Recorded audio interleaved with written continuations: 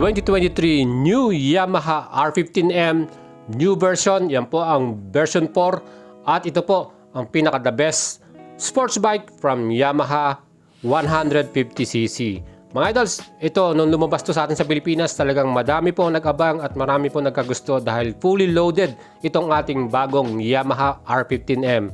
Well, for this year 2023, meron po siyang mga price changes at ibibigay ko po sa inyo kung magkano po ang tinaas nitong presyo. Mga idols, ito na po ang pinaka-loaded sa kanyang segment pagdating po sa sports bike. Well, pagdating sa kanyang performance, talagang subok na ang kanyang engine. 155cc displacement yan.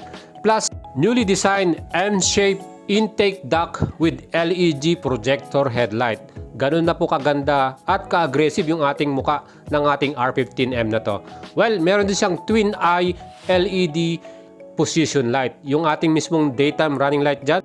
Very intimidating at talagang malakas makapogi niyan mga idols. At yung ating suspension, upside down fork po ito. At meron ditong equipped na dual channel anti-lock braking system.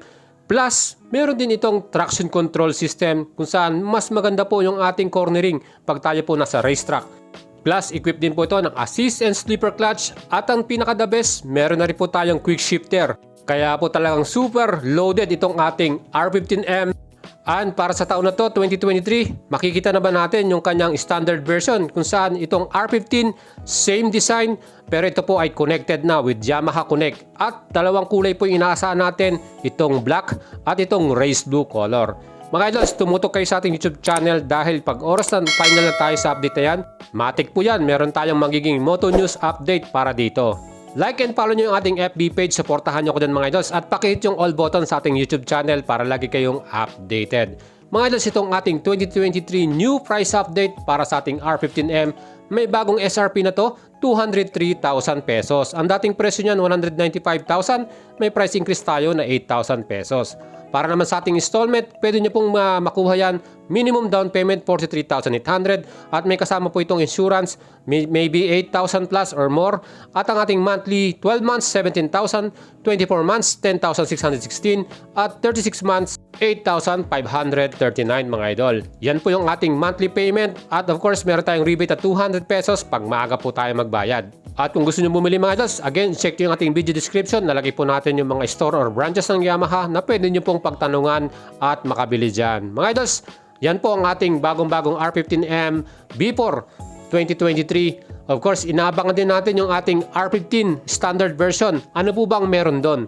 Well, tanggalin lang po natin sa R15M yung traction control, yung ABS, at yung ating quick shifter. Mga idols, yan po yung mga features na wala po para sa ating R15 standard version. So meron siya rin siyang assistant slipper clutch at meron din siyang equipped na Yamaha Connect para sa ating standard version.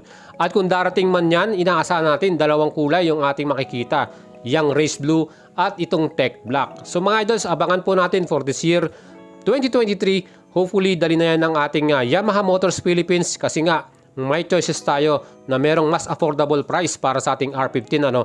At kung tatanungin niyo ako sa presyo yan, estimated lang po ito, hindi pa to final. Mga nasa 170,000 to 180,000 po yung ating magiging presyo para sa R15 Connected version 2023 model.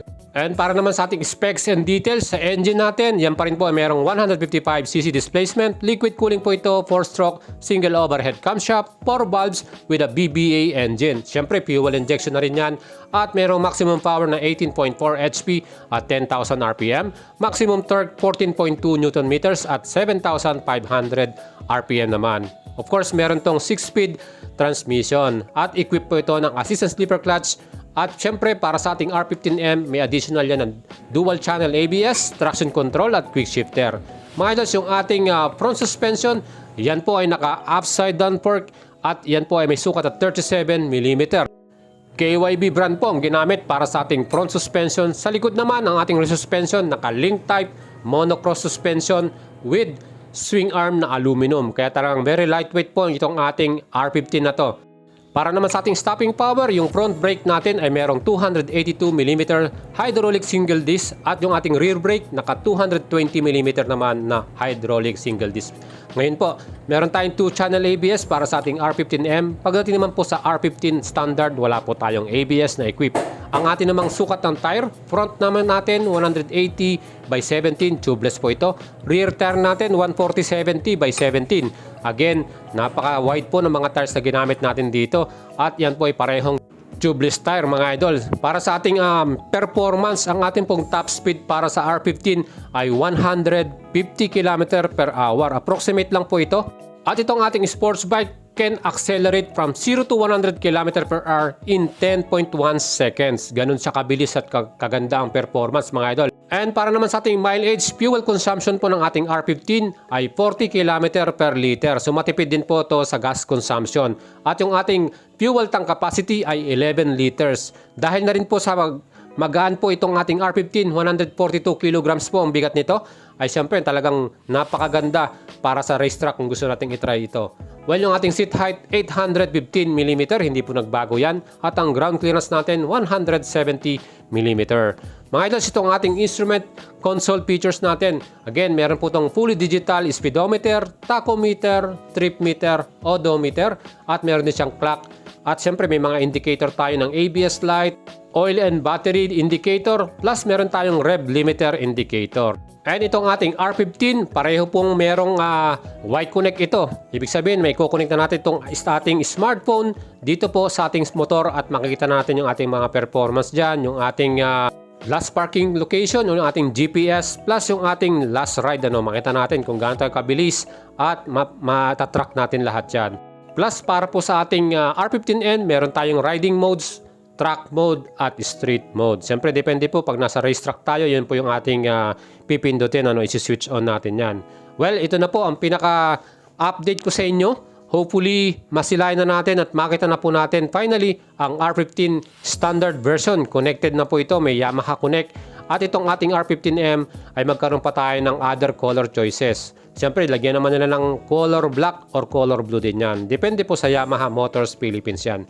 So mga idols, kung nagustuhan nyo yung ating feature para sa araw na to, share nyo po yan sa inyong mga tropa na gustong bumili at magkaroon ng ganitong kagwapo at kapormang sports bike. Again, very soon na sana itong ating inaabangan na R15 connected version. Standard po ito. Yan lang po may equip na assistant sleeper clutch at wala rin po siyang ABS, traction control at quick shifter. Yung color gray na mayroong neon na wheels, ang ganda ng forma niya. Sana kasama din yan sa dadalhin dito. So mga idols, tumutok kayo sa ating YouTube channel. Yan po, i-update ko kayo dyan at ipopost po natin dito sa ating channel plus sa ating FB page. Suportahan nyo ko dyan. Like and follow nyo yan mga idols. At kung meron kayong mga gustong bilhin na bike or motor, pwede kayong mag-PM sa atin. Malay nyo, makatulong ako sa inyo. Siyempre pa, like and follow nyo lang ating FB page at suportahan ninyo ako. Aba, wala tayong problema dyan. Happy to help mga idol. Shoutout po sa ating mga supporters dyan na lagi nakatutok sa ating channel. At siyempre, ingat po tayo pag tayo po ay nagra-ride.